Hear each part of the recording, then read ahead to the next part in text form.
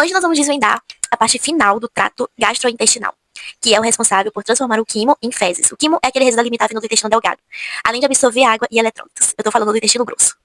O intestino grosso tem cerca de 1,5 metros de comprimento e é dividido em 4 partes principais. Seco, que é a primeira porção onde se localiza o apêndice vermiforme, rico em tecido linfóide.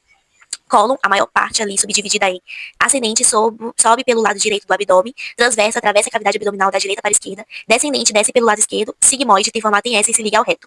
Reto, onde as fezes são as mardenadas, e canal anal, a porção final que termina no ânus. Diferentemente do intestino delgado, o grosso ele não possui velocidades e não secreta enzimas digestíveis. A sua atuação é focada em absorção de água, formação do bolo fecal, síntese de vitaminas e movimento de massa. A absorção de água que é crucial para a manutenção do equilíbrio hídrico do corpo. Se o trânsito for muito rápido, ocorre a diarreia. Se for muito lento, a constipação. Formação do bolo fecal, compactação de resíduos não digeridos, como fibras, células mortas e bactérias. Síntese de vitaminas. A microbiota intestinal, que a flora bacteriana produz vitaminas essenciais, como a vitamina K, importantes para a coagulação, e algumas do complexo B. Movimentos de massa, contrações fortes que empurram o conteúdo em direção ao reto, geralmente ocorrendo após as refeições, refluxo gastrocólico.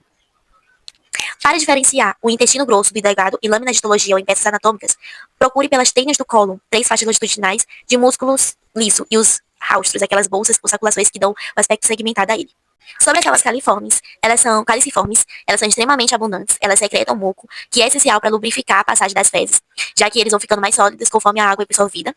Calanócitos são células absortivas, possuem microvelocidades curtas e são responsáveis pela absorção de água e eletrólitos, Na+ e Cl-. Camada muscular. A camada longitudinal externa não é contínua, ela se agrupa em 3 faixas grossas chamadas tênias do cólon, que eu falei pra vocês ainda agora. A contração dessas tênias cria as circulações conhecidas como haustros. Gente, a dicção tá péssima hoje. O intestino grosso absorve cerca de 90% da água, né, que chega até ele. E aí faz o transporte de eletrólitos. O sódio Na+ é transportado ativamente para fora do lômen para o sangue. Isso cria um gradiente osmótico que puxa a água por osmose. Troca de bicarbonato. O intestino grosso secreta íons bicarbonato, enquanto absorve íons cloreto. O bicarbonato ajuda a neutralizar a acidez gerada pela fermentação bacteriana. Reflexo da defecção. Quando as fezes distendem as paredes do reto, receptores de estiramento enviam sinais ao sistema nervoso parasimpático, relaxando o esfíncter anal interno, involuntário. Interessante. Como no intestino grosso a gente não tem enzimas, as bactérias, elas vão fazer esse papel de digerir celulose ou pectina. As Bifidobacterium e Lactobacillus. Ácidos gráficos da cadeia curta, AGCC. O resultado dessa fermentação são os AGCCs, acetato, propianato e butirato. O butirato é a principal fonte de energia para as células do próprio intestino grosso. Produção de gases. O processo fermentativo gera gases como H2, CO2 e metano, CH4. Barreira imunológica, né? A presença de bactérias boas ali no intestino para fomentar todo esse processo impede que patógenos colonizem o epitélio. Exclusão competitiva. Diferença entre tênias do colo, haustros e apêndices epicólicos. Tênias do colo são as 3 fitas musculares, haustros, as bolsinhas formadas pelas tênias, e apêndices epicólicos, pequenas bolsas de gordura, tecido adiposo, presas à fase externa do colo. Vamos falar um pouquinho para finalizar sobre a frequência evacuatória saudável. E ela vai variar de 3 vezes ao dia até 3 vezes por semana. Regularidade versus frequência. O mais importante não é o número de vezes, tá? Mas a consistência e a ausência de esforço.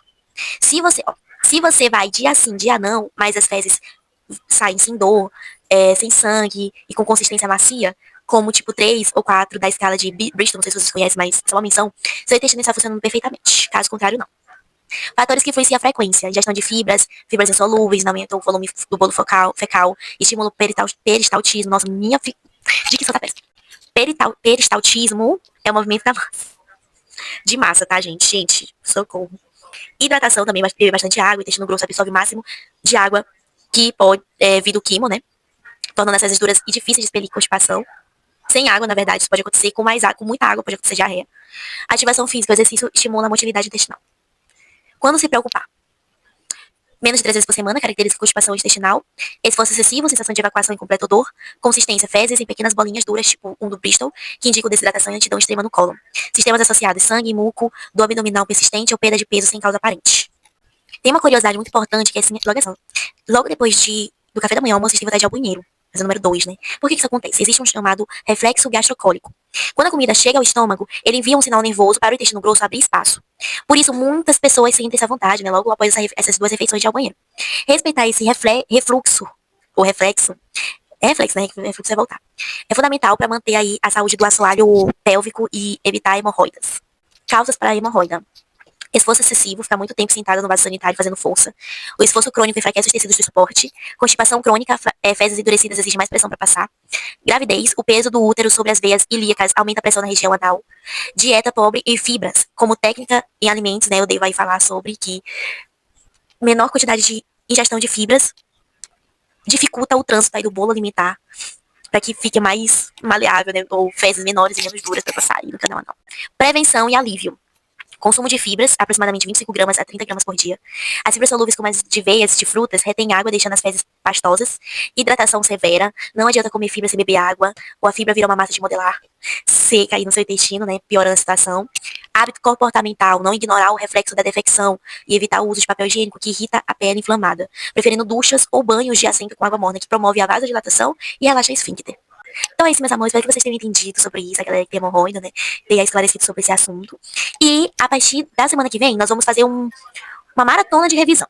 Hoje é a última videoaula assim, inédita de média aqui. Porque tem muitos conteúdos de média, né? Mas como ainda não entrei na faculdade, eu vou falar dessas coisas. Ainda nem estudei também.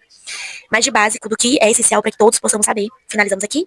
Paredes torácicas, que a gente vai revisar bastante. E, assim como, e vai vir outros conteúdos específicos, que vai ser bem legal. Aí a gente analisar certinho. Então, um beijo e até amanhã com Química. Estequiometria.